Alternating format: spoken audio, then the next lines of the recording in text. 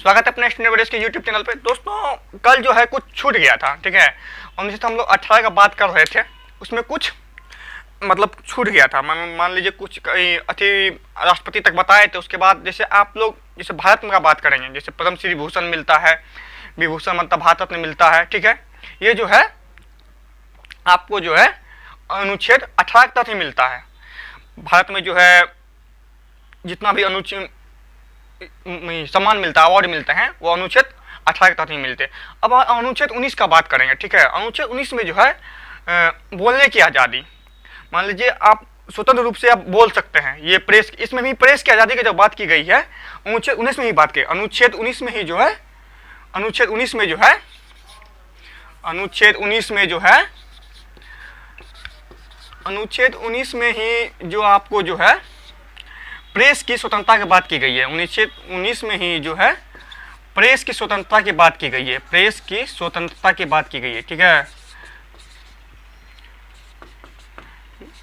Sorry, press की स्वतंत्रता की बात की गई है, ठीक है।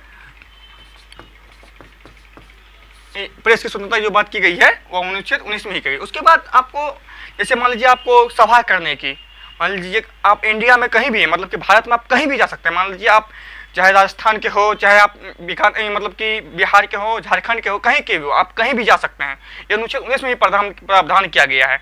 आगमन की स्वतंत्रता, मतलब आगमन की स्वतंत्रता जो है अनुच्छेद 19 में ही किया गया। आगमन का स्वतंत्रता, ठीक है। कहीं भी आप जा सकते, आगमन की व्यवस्था किया है, ठीक है।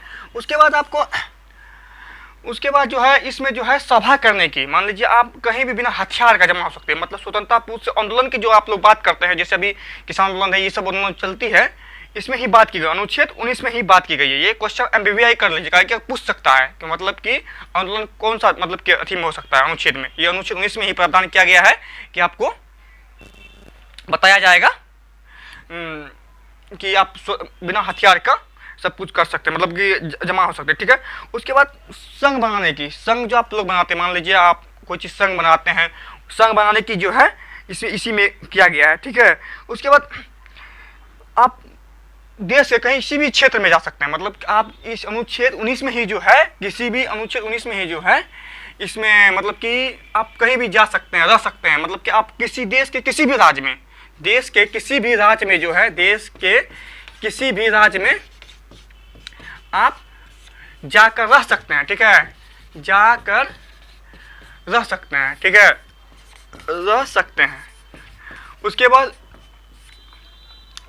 अनुच्छेद हम लोग 20 की बात करेंगे, ठीक है। अनुच्छेद 20 की बात करेंगे, अनुच्छेद 20 की बात करेंगे, अनुच्छेद 20 की बात करेंगे, ठीक है। दोस्तों अनुच्छेद 19 में ही जो है आपको मतलब कि बोलने की आजादी, मतलब मूल अधिकार का बात किया गया। अनुच्छेद 19 में ही जो है मूल अधिकार की बात किया। मूल अधिकार कितना है? अभी 6 है वर्तमान में, पहले कितने थे? 7, ठीक है। पहले मूल अधिकार 7 थे। अब जैसे मान लीजिए किसी भी देश में, किसी भी राज्य में जाकर रह सकते हैं, अनुच्छेद 19 के तहत ही प्रावधान किया गया है, ठीक है। उसके बाद आप किसी भी मतलब किसी भी मूल अधिकार का बात करिए, मतलब पहले था कितना? 7, अब हो गया 6, ठीक है। ये कौन सा संविधान संशोधन में हुआ था? 44वां संविधान संशोधन में। कौन संविधान संशोधन में? 44वां संविधान संशोधन में। ये अनुच्छेद 19 में जो है आपको मूल अधिकार जो है, मूल अधिकार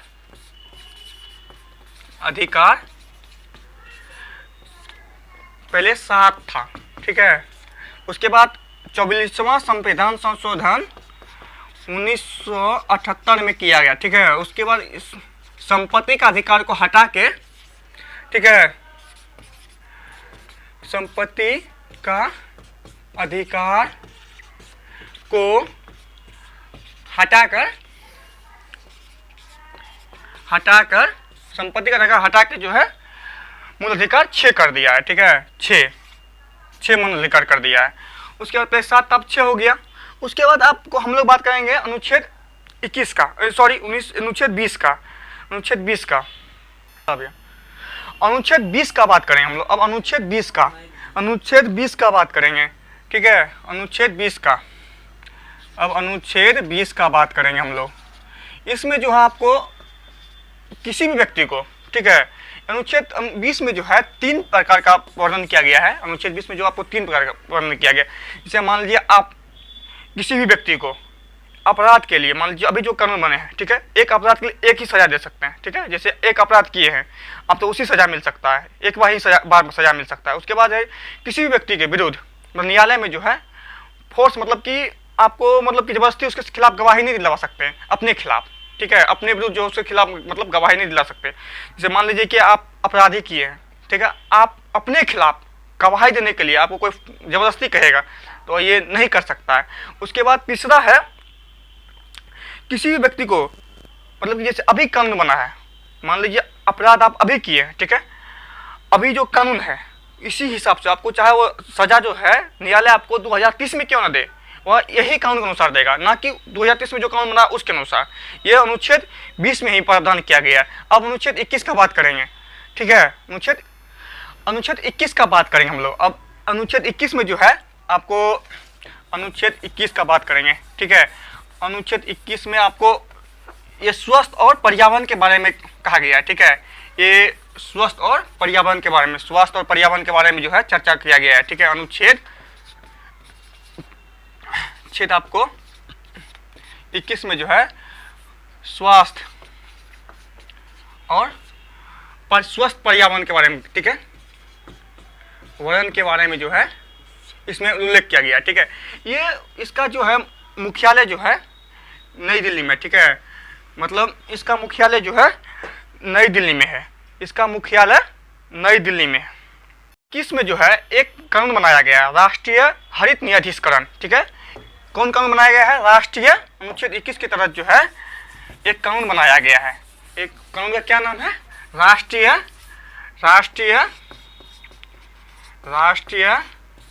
हरित न्यायाधीकरण, ठीक है, न्यायाधीकरण। ये 2010 में बनाया गया कानून है, ठीक है, 2010 में। ये कानून में जो है आपको ये नई दिल्ली में, इसका मुख्यालय कहाँ है? नई दिल्ली में, और 3 मुख्यालय है इसमें, ठीक है, जैसे भोपाल, पुणे और कोलकाता और चेन्नई, मतलब 4 मुख्यालय और है। मतलब कि आपको एक मुख्यालय, तो मेन मुख्यालय कहाँ होगा? नई दिल्ली में। उसके बाद जो है बाकी और मुख्यालय जो है अब कहाँ होंगे? भोपाल, चेन्नई और कोलकाता, ठीक है, और भोपाल, कोलकाता और चेन्नई। उसके बाद पुणे में, ठीक है, पुणे में। ये 2010 में जो बनाया गया कानून है, मतलब इसका मुख्यालय हरित न्यायाधीकरण का बनाया गया है, ठीक है। उसका अनुच्छेद 22 का बात करेंगे, अनुच्छेद 22 का बात करेंगे। अनुच्छेद 22 में यह प्रावधान किया गया है, मान लीजिए कि आपको कोई व्यक्ति को गिरफ्तार करके जो है 24 घंटे के अंदर आपको न्यायालय में पेश किया जाएगा। मान लीजिए जाने आने का समय छोड़ के, मान लीजिए जो जाने आने में समय लगा उसको छोड़ के जो है उसके बाद आपको 24 घंटे के अंदर कस्टडी में 24 घंटे के अंदर आपको न्यायालय में पेश करना अनिवार्य है।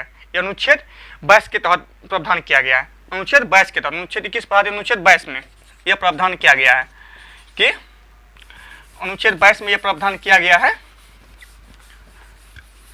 कि आपको 24 घंटे के अंदर गिरफ्तार करके न्यायालय में पेश किया जाएगा। और कोई व्यक्ति जुर्म किया है उसका गिरफ्तार करके पेश किया जा सकता है, ठीक है। उसके बाद आपको इसी में मतलब कि एक अनुच्छेद 22 में ही जो है यही अनुच्छेद 22 में है, पेश कर जा सकते हैं। उसके बाद अनुच्छेद 23 का बात करेंगे। अनुच्छेद 23 में यह व्यवस्था किया गया है, अनुच्छेद 23 में यह व्यवस्था किया गया है कि मान लीजिए कोई भी खरीद बिक्री, आप किसी को जबरदस्ती मजदूरी नहीं करवा सकते हैं, आप खरीद बिक्री नहीं कर सकते हैं, जबरदस्ती नहीं कर सकते हैं। अनुच्छेद 23 में ही ये व्यवस्था किया गया है, ठीक है। अनुच्छेद 23 में यह व्यवस्था किया गया है कि आपको जबरदस्ती किसी के अथी नहीं कर सकते हैं, मान लीजिए कि जबरदस्ती खरीद बिक्री नहीं कर सकते अनुच्छेद 23 के तहत, ठीक है। उसके बाद अनुच्छेद 24 का बात करेंगे हम लोग, ठीक है। अनुच्छेद 24 में जो है आपको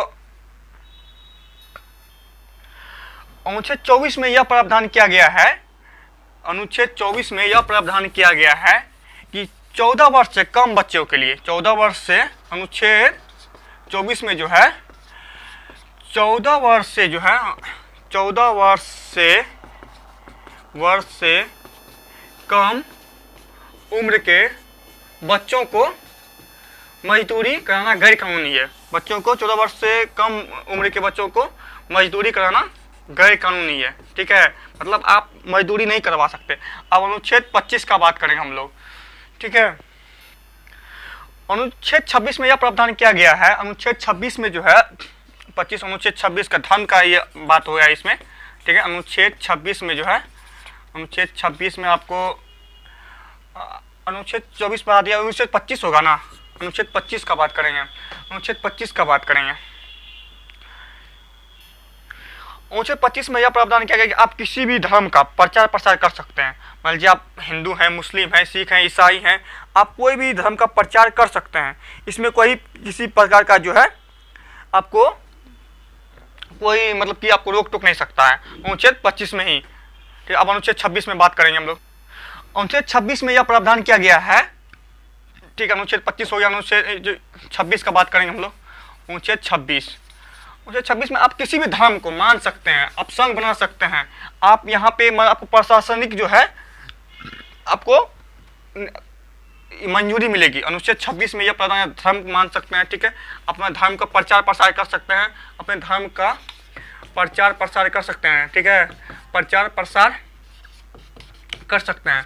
उसके बाद आप जो है कोई भी मतलब कि आयोजन कर सकते हैं, इसी में प्रावधान किया गया अनुच्छेद 26। अनुच्छेद 27 का बात करेंगे हम लोग। अनुच्छेद 27 में जो है, अनुच्छेद 27 में यह प्रावधान किया गया है कि मान लीजिए आप कोई व्यक्ति है, मान लीजिए कि हम जैसे मान लीजिए आप कमा रहे हैं, मान लीजिए हम कमा रहे हैं और हम अपने धन को किसी भी विशेष धर्म पे, मान लीजिए हम कोई भी धर्म हो उस पर खर्च नहीं कर सकते हैं।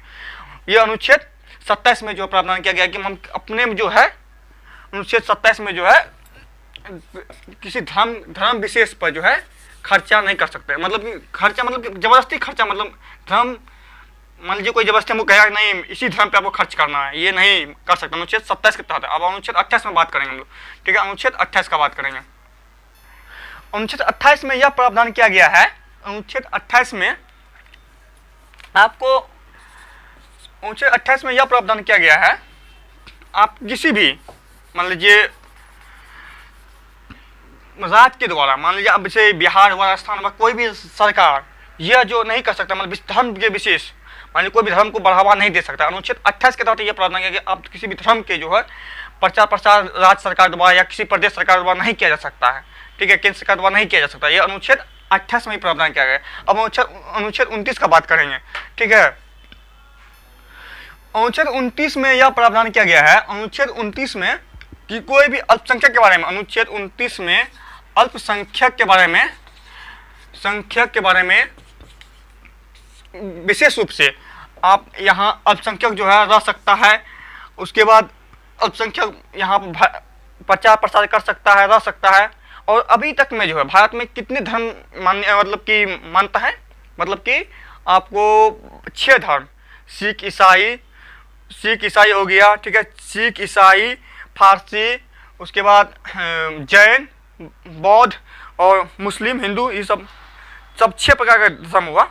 मुस्लिम फारसी ईसाई जैन, उसके बाद हिंदू, ठीक है, और थोड़ा धर्म है, ठीक है, अल्पसंख्यक का दर्जा प्राप्त है जैन। अल्पसंख्यक का 6 प्रकार का धर्म जो है, ठीक है, हिंदू नहीं हो सकता, मतलब मुस्लिम जैन सिख ईसाई, ये 6 धर्म को अल्पसंख्यक का दर्जा प्राप्त है, अल्पसंख्यक का दर्जा प्राप्त है, ठीक है। और अल्पसंख्यक विकास के लिए जो है 2005 में जो तत्कालीन प्रधानमंत्री द्वारा 15 सूत्रीय कार्यक्रम चलाया गया था। यह क्वेश्चन बन सकता है। मान लीजिए 2005 में जो है अनुच्छेद 2005 में जो है अल्पसंख्यक के विकास के लिए जो है तत्कालीन प्रधानमंत्री, ठीक है, तत्काल 2005 में जो है तत्काल प्रधानमंत्री 15 सूत्रीय कार्यक्रम, 15 सूत्रीय कार्यक्रम चलाया था। अब अनुच्छेद 30 का बात करेंगे। अनुच्छेद 30 में यह प्रावधान किया गया है कि आप कोई भी अल्पसंख्यक, अनुच्छेद 30 में जो है कोई भी अल्पसंख्यक जो है अपना शैक्षणिक संस्था, ठीक है, शैक्षिक संस्था मतलब कि शिक्षा के लिए केंद्र खोल सकता है और उसके राज्य सरकार द्वारा उसे प्रमोट मतलब कि उसे मतलब कि अनुदान मिल सकता है। यह अनुच्छेद 30 में ही प्रावधान किया गया, ठीक है। अब मान लीजिए अब आपको यहाँ तक हो गया, ठीक है। अब मान लीजिए समता का समान अधिकार, अनुच्छेद 14 से 18 स्वतंत्रता का अधिकार, अनुच्छेद 1922, ठीक है, शोषण के विरुद्ध अधिकार, 23 से 24 धार्मिक स्वतंत्रता का अधिकार 25 से 28, और संस्कृति और शिक्षा का अधिकार 29 से 30, और संवैधानिक उपचारों का अधिकार। अब हम लोग 32 का, अनुच्छेद 32 का बात करेंगे, ठीक है। अब अनुच्छेद 32 का, अब अनुच्छेद 30 तक हो गया, अब अनुच्छेद 32 का बात करेंगे, ठीक है। और लास्ट होगा उसके बाद